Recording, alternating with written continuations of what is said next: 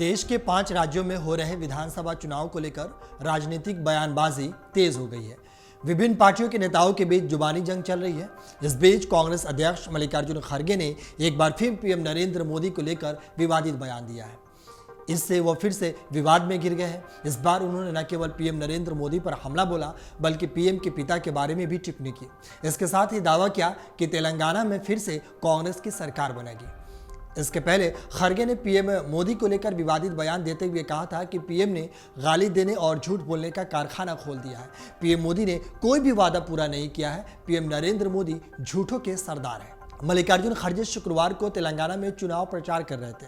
उन्होंने तेलंगाना में कांग्रेस का घोषणा पत्र जारी कर गारंटी का वादा किया और वादा की कि तेलंगाना में कांग्रेस की सरकार बनेगी। इसके साथ ही पीएम मोदी और केसीआर पर जमकर निशाना भी साधा।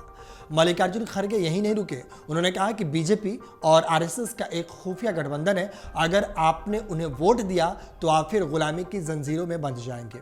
इसके पहले खड़गे ने पीएम मोदी को लेकर विवादित बयान देते हुए कहा था कि पीएम ने गाली देने और झूठ बोलने का कारखाना खोल रखा है।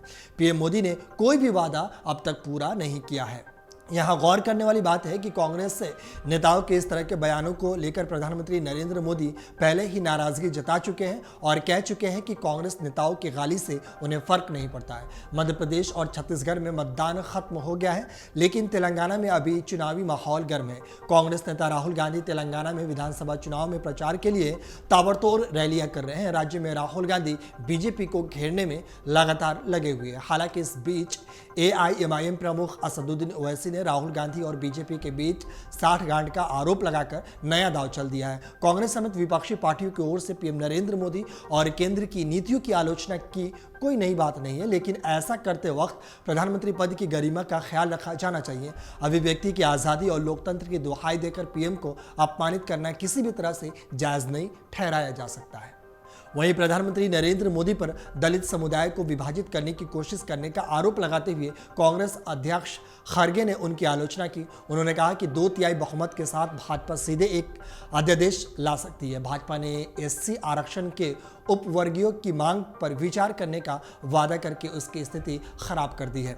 उन्होंने आगे कहा कि संख्यात्मक रूप से मजबूत मडगांव लुभाने के लिए प्रधानमंत्री ने उपवर्गीय की उनकी मांग पर विचार करने का वादा किया, क्योंकि माला जो दलित भी है को मुख्य रूप से आरक्षण से लाभ हुआ है।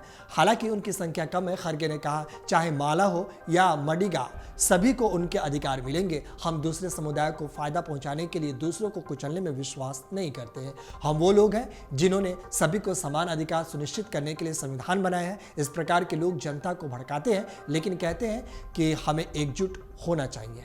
अगर आप ये वीडियो YouTube पर देख रहे हैं तो हमारे चैनल को सब्सक्राइब करें और बेल आइकन को दबाना ना भूलें। अगर आप Facebook पर ये वीडियो देख रहे हैं तो हमारे पेज को लाइक करें।